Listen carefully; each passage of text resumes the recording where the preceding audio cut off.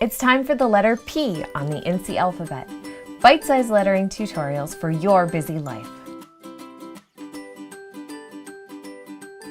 We're going to be doing the letter P with making use of contrast between the letter and a shape. This can be a really interesting way to add shapes into your piece and have them like cut out part of your letter. You'll see what I mean. First, we have to focus though on creating our P.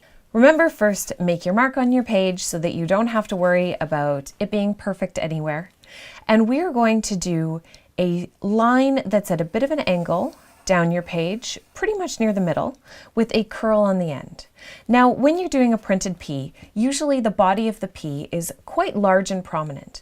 When you're adding a flourish though, you want to minimize that loop part a little bit and instead shift quite a bit of the weight to the back.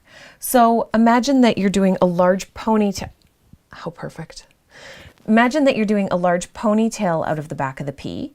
You can even do that part first. So a large ponytail out of the back, and then continue that line for your loop in the front.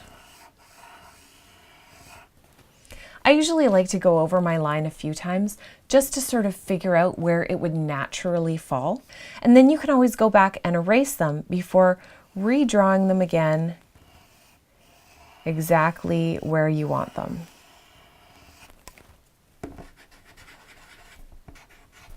That also helps to build up your muscle memory. And when you have the line where you want it, we're going to stop there and continue on adding that contrast next day.